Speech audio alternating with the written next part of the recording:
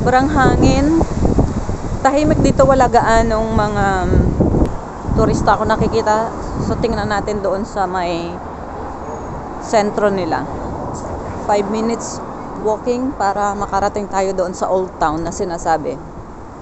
Ito yung kapaligiran ng Gihon at sobrang tahimik nga at napaka-linis ng kalsada at walang gaanong mga turista. Maganda din ang Gihon at progresibo din siya na syudad. 1 hour lang from Oviedo by train. Andyan yung port. Ito yung sinasabi ni Senyor, yung nakausap ko doon sa may hostel.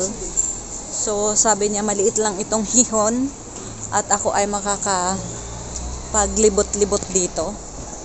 Ay, sabi nga niya ay talagang tama nga siya. So, napakalapit. Walking from train station hanggang sa nakarating ako ng park, mini park, at doon nga ako kumain ng tuna salad, rice, at saka sardines. Bumili ako. O, ayan. So, ganyan ang buhay ko bilang budget traveler.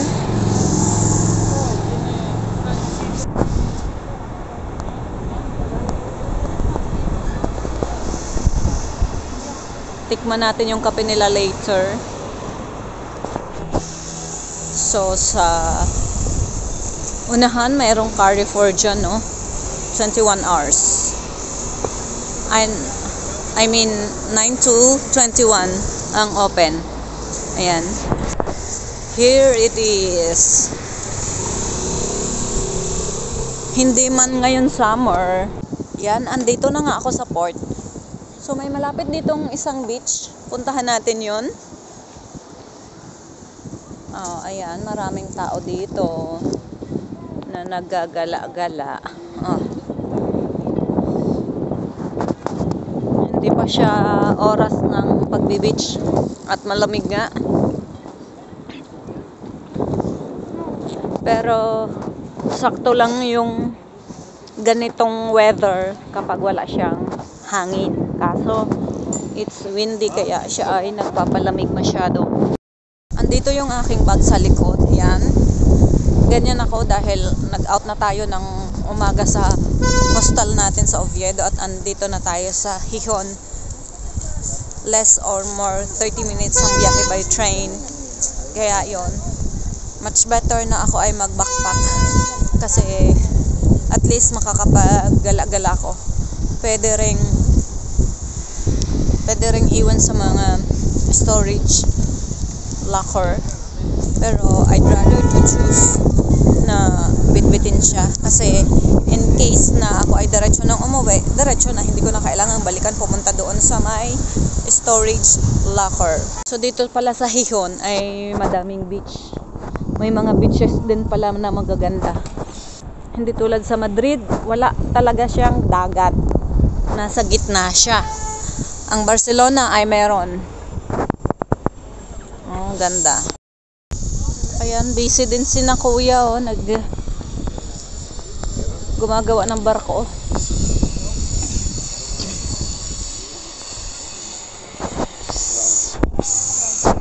Nag-start na yung mga puno na green, lumabas yung mga dahon nila.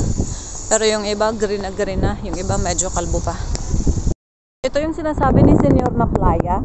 Puntahan natin.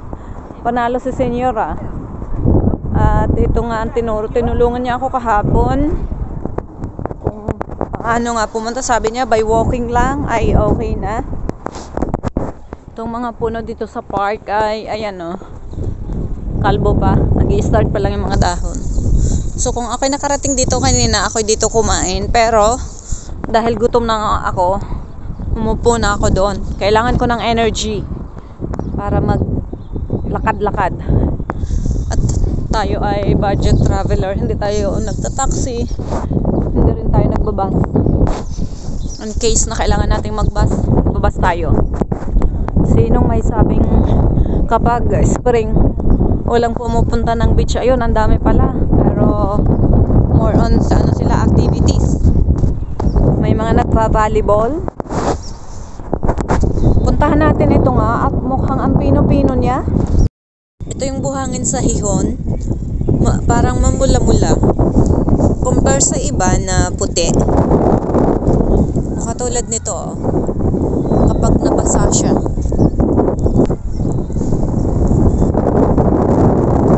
Yan, naglalaki ang mga apartments. Family day. Ang galing. Ayan, ito yung kanilang pinupunta dito. O, diba?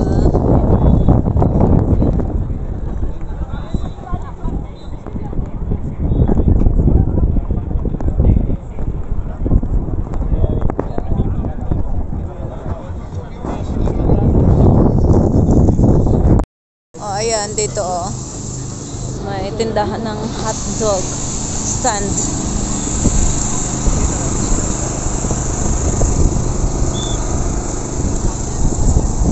Ang laki pala ng beach. Summer mas maraming tao. Spring pa ngayon, hindi pa pwedeng mag swimming.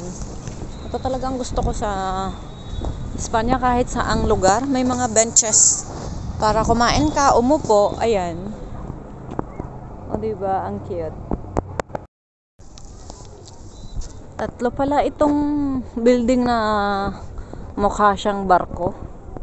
Ayan, no? Tapos doon sa right side ay aquarium.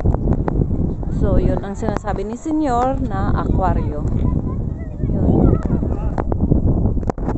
Palibot din siya ng mga bundok, pero maliliit lang na bundok.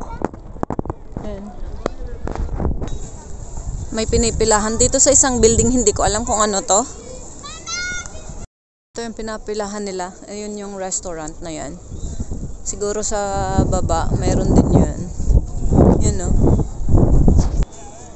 Ito pa yung mga parokyanong pupunta doon sa restaurant na Tierra. Punta tayo sa Old Town. Balik tayo doon. Gandang maglakad dito sa ilalim ng puno. Green na green. Gandang magpa-picture.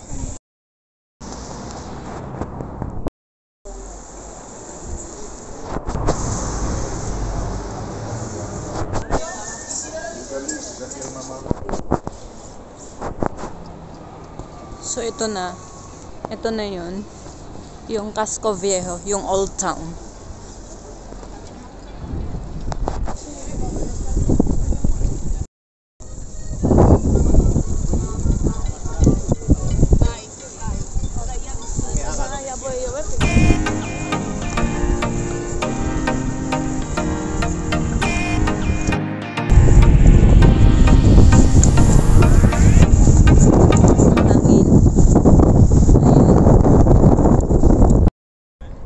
Ang hangin lang siya.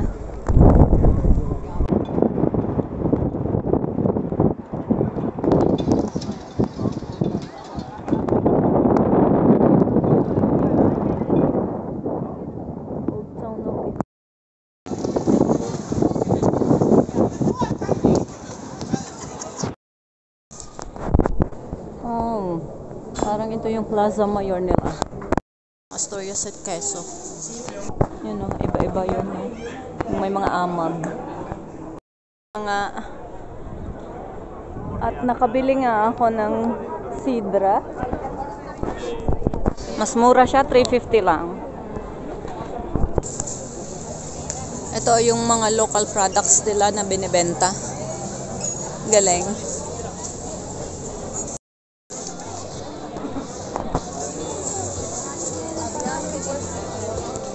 Laking bread. Tingnan naman eh, senyor. Ano niya? Ang sarap pumunta sa isang lugar na ang dami mong makikita, ang dami mong madidiscover. Katulad nung botelya, nung sikat na inumin nila na pwedeng jewelry.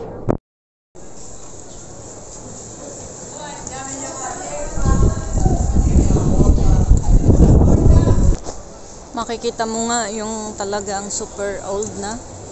Ayun, no? Yun, no? Itong building na to, 1928. Lakad-lakad pa tayo dyan. Papunta doon sa Kuan.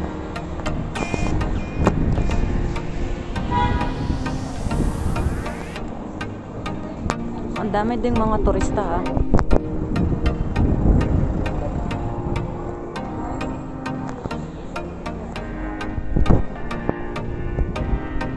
So ito yung Old Town. Malakalaki din siya.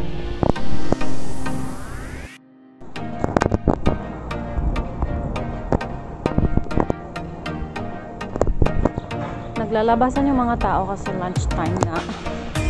Sarado na yung museum na libre siya. Alas 5 pa ang kanyang bukas. Malaki din pala itong Old Town na to.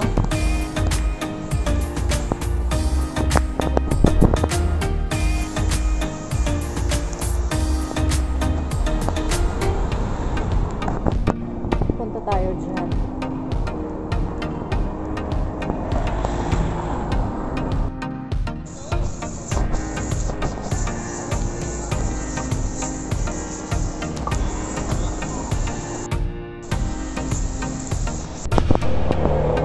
Guys, tingnan nyo. Grabe yung pader, oh. Ilang century na ba to? Public library. Ayan. Sarado itong church na to. Parang pare-parehas yung ano niya. Yung mga building. Ganda. Ayun yung merkado nila. Hindi ko alam kung bukas yun. Bukas pa itong merkado nila. So, pasok tayo. Pero maraming sarado na. Ayan.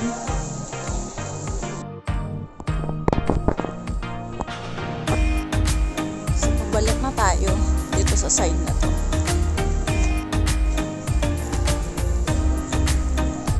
Nag-aambon na siya.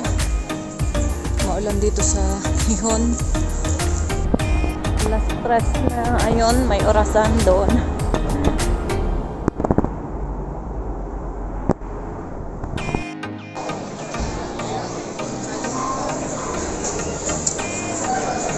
Ito yung area ng kainan.